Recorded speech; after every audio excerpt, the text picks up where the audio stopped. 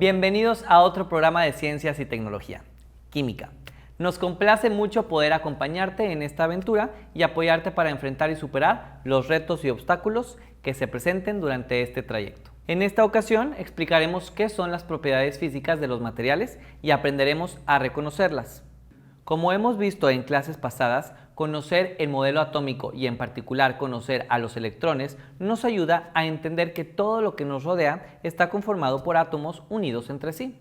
Gracias a estas múltiples uniones entre átomos existe el agua que bebemos, el vaso que contiene a esa agua, la comida que comemos y la computadora en la que hacemos nuestras tareas.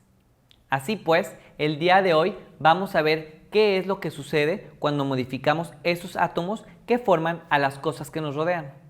Hemos visto que el mundo que nos rodea y nosotros mismos estamos constituidos por átomos unidos entre sí. Pero, ¿te has dado cuenta que los átomos pueden tomar muchas formas y tamaños? Es decir, es muy diferente tener muchos átomos unidos formando un vaso de vidrio que muchos átomos unidos formando una computadora, o agua, o una fruta. Y más aún, no es lo mismo tener agua que podemos beber a agua en forma de hielos que nos sirven para enfriar las bebidas.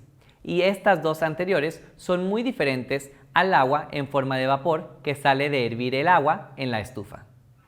Estas tres formas en las que conocemos al agua, a pesar de ser diferentes entre sí, guardan muchas similitudes. La primera de ellas es que las tres siguen siendo agua, misma que tiene que sufrir transformaciones para pasar de un estado al otro. Son estas transformaciones de las que vamos a hablar el día de hoy. Vamos a saber por qué, a pesar de que veamos que algo cambia su forma, por ejemplo, el agua líquida que se transforma en hielo, sigue siendo la misma sustancia, pero con ligeras diferencias. Sigamos con el ejemplo del agua. ¿Qué debemos hacerle al agua en cualquiera de sus tres estados, líquido, sólido o gaseoso, para que pase de un estado a otro?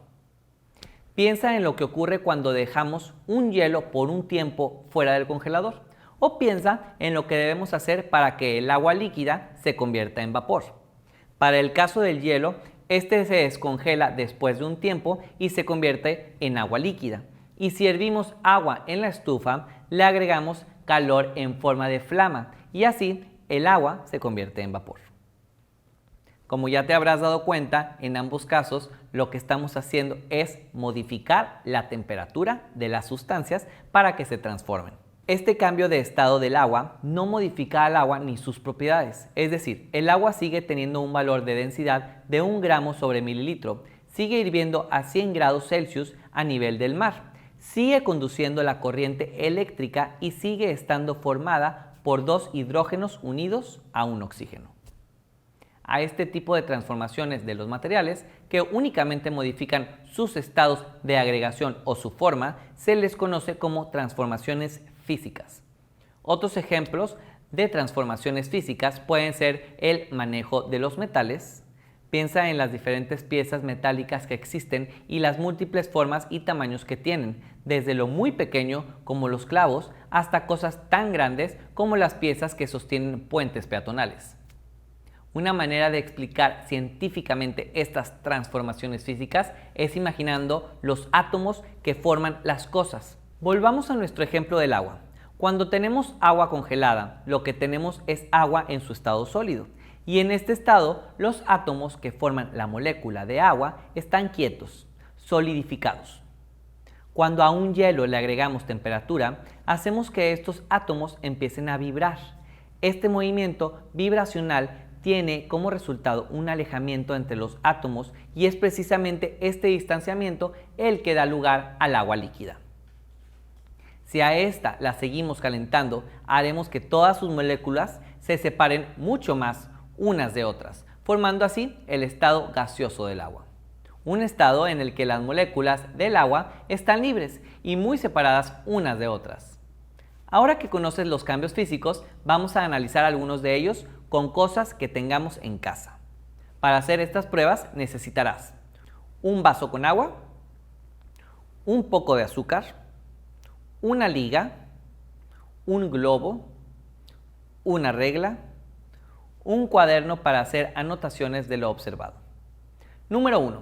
Con una cuchara, vierte el azúcar en el vaso con agua y revuélvela bien. Número 2. Observa el agua. ¿Puedes observar el azúcar dentro del agua? ¿Por qué crees que ocurre eso? Número 3. En tu cuaderno, escribe sugerencias de qué podrías hacer para que se pudieran separar el agua del azúcar. Recuerda lo que vimos sobre los diferentes estados de agregación que puede adoptar el agua. Número 4. Mide el diámetro del globo sin aire. Después, inflalo. Y también mide su diámetro inflado. Número 5. En tu cuaderno anota todas las diferencias entre el globo inflado y sin inflar. ¿El globo sigue siendo el mismo antes y después de que lo llenaste de aire? Número 6. Mide la liga con ayuda de la regla. Después, estírala lo más que puedas sin romperla y mídela de nuevo. Número 7. En tu cuaderno anota todas las diferencias entre la liga sin estirar y estirada. La liga sigue siendo la misma antes y después de que la estiraras. Número 8.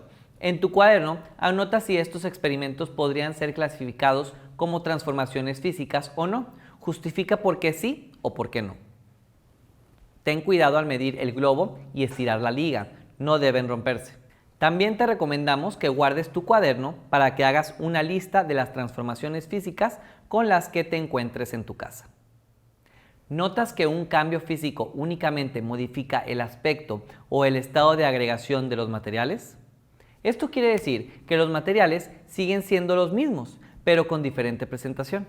Existen otros tipos de cambios que se llaman cambios químicos, los cuales sí modifican a los materiales, pero ese es otro tema, también muy interesante, aunque para otra sesión. Muchas gracias por haber estado el día de hoy con nosotros, por tu esfuerzo y dedicación. Deseamos que lo visto en esta clase te ayude a comprender más la historia de los modelos atómicos. Nos vemos en la siguiente para continuar aprendiendo. Hasta entonces.